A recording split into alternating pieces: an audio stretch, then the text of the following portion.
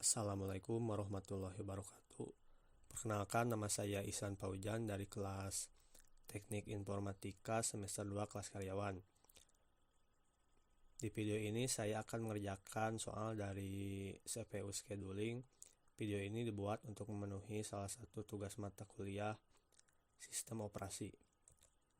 Di sini ada contoh soalnya, yaitu untuk menghitung average waiting dengan time algoritma FGFS, SGF non-preemptive, SGF preemptive.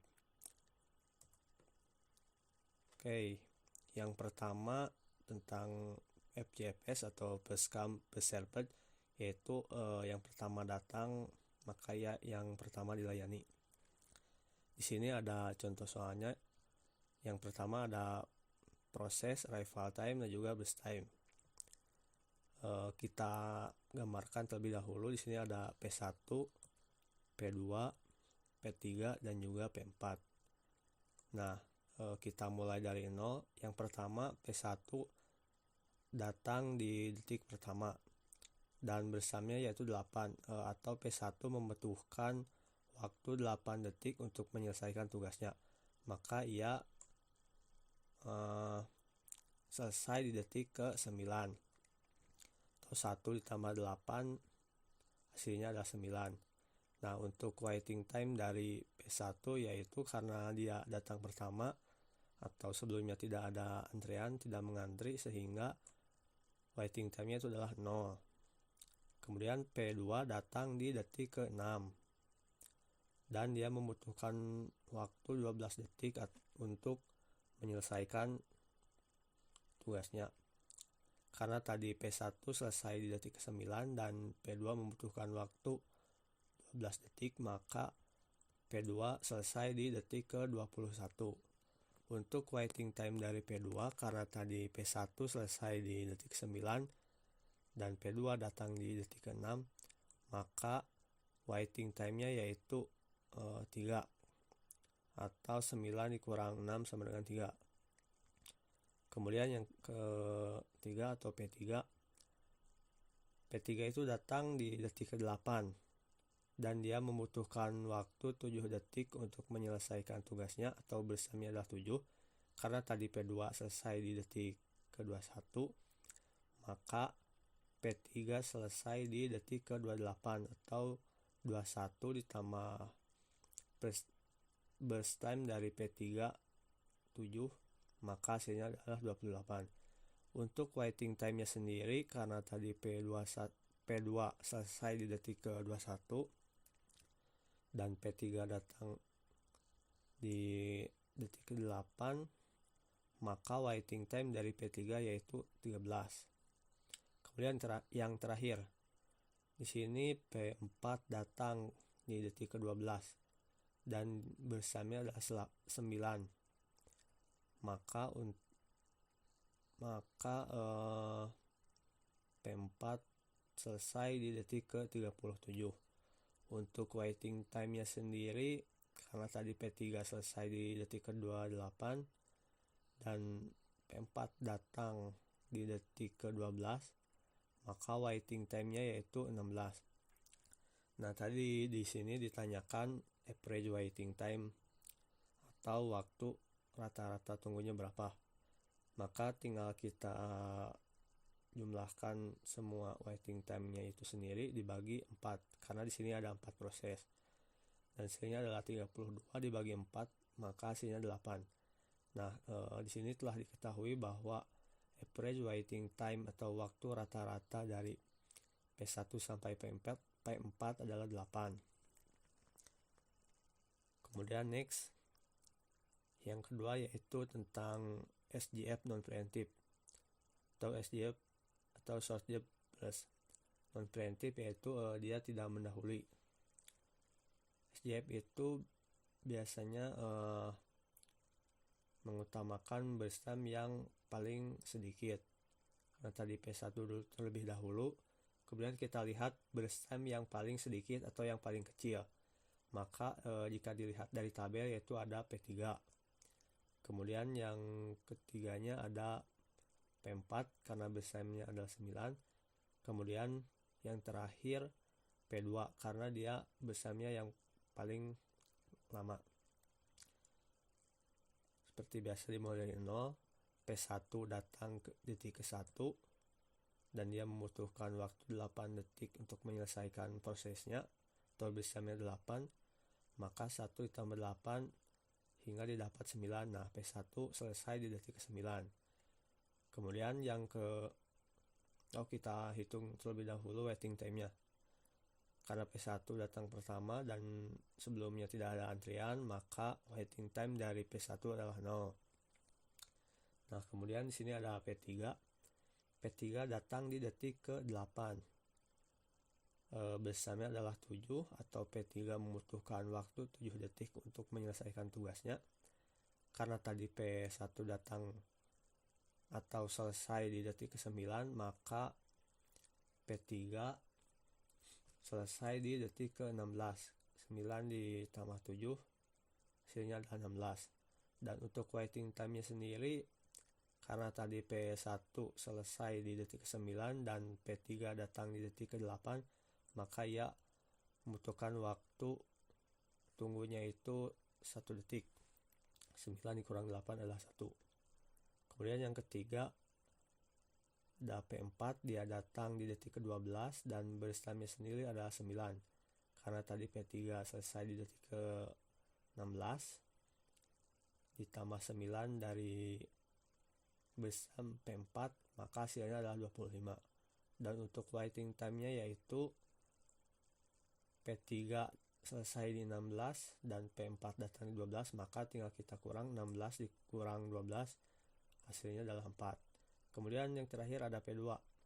P2 datang di detik ke-6, sedangkan besamnya sendiri ada 12.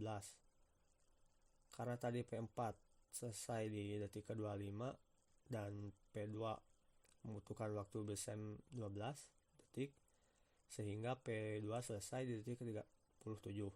Untuk waiting time-nya sendiri, karena dia terakhir dan menunggu sampai P4 beres, maka 25 dikurang 6 waktu dari P2 datang hingga hasilnya adalah 19. Dan untuk average waiting time-nya atau rata-rata waktu tunggunya, kita tinggal jumlahkan semua dan dibagi dengan 4 proses. Maka hasilnya adalah 24 dibagi 4 sama dengan 6. Nah, average atau rata-rata dari waiting time P1 sampai P4 adalah 6. Kemudian yang terakhir di sini ada SJF preemptive, yaitu bisa menyela tetapi masih sama, mengutamakan besam yang paling sedikit atau yang paling kecil. Kita mulai dari P1, dimulai dari 0. P1 datang di detik pertama, besamnya adalah 8, sehingga dia selesai di detik ke-9. Kemudian P2 datang atau arrival time-nya itu 6 dan P3 arrivalnya adalah 8. Nah, kita hitung terlebih dahulu karena tadi P2 dan P3 datang.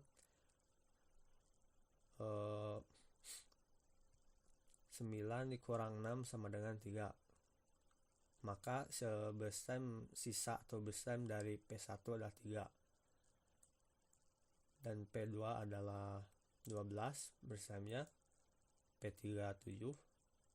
Maka di sini lanjut lagi P1 karena dia besam yang paling sedikit. Kemudian di sini ada P3. Besamnya adalah 7. Maka ya lanjut ke P3. Dan untuk waiting time-nya sendiri karena dia tadi datang ke detik ke-8. Nah, karena tadi P1 selesai di detik ke-9 dan P3 membutuhkan waktu 7 detik untuk menyelesaikan tugasnya, maka P3 selesai di detik ke-16. Selama itu P4 datang di detik ke-12. Mari kita hitung kembali. P3 itu kan selesai di detik ke-16, sedangkan di 12 P4 datang, maka sisa dari berstam P3 adalah 4 dan P4 adalah 9, P2 adalah 12. Kita lihat kembali di sini berstam yang paling sedikit adalah P3, maka setelah detik ke-12 ia lanjut lagi untuk P3. Setelah itu kita lihat kembali berstam yang paling sedikit dari P4 dan juga P2. Maka di sini lanjut P4 karena besarnya adalah yang paling sedikit. Kita hitung lagi untuk berstam dari P4 karena tadi P3 selesai di detik ke-16 dan P4 membutuhkan waktu 9 detik untuk menyelesaikan tugasnya, maka P4 selesai di detik ke-25. Dan yang terakhir P2. P2 bersama adalah 12, sedangkan P4 selesai di detik ke-25, maka P2 selesai di detik ke-20 atau 25 tambah 12 sama dengan 37. Untuk waiting time-nya sendiri, karena tadi P1 datang pertama atau sebelumnya tidak ada antrian, maka waiting time dari P1 adalah 0. Nah, kemudian di sini ada P2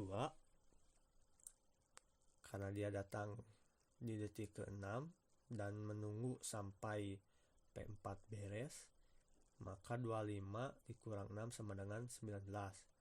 Kemudian P3 dia menunggu P1 selesai di detik ke-9 dan P3 datang di detik ke-8, maka hasilnya adalah 1 atau 9 dikurang 8 sama dengan 1. Kemudian terakhir P4 dia menunggu selama 4 detik. Dari mana? Karena P3 selesai di detik ke-16, sedangkan P4 datang di detik ke-12. 12, 13, 14, 15, 16. Maka jika dihitung atau 16 dikurang 12 sama dengan 4. Untuk waiting time-nya sendiri kita tinggal jumlahkan 19 tambah 1 tambah 4, maka hasilnya adalah 24 dibagi 4 dibagi proses yang ada P1 sampai P4 ada 4 sama dengan 6. Oke, itu penjelasan soal atau latihan soal dari CPU scheduling. Mohon maaf bila ada kesalahan, ditutup saja dengan salam. Wassalamualaikum warahmatullahi wabarakatuh.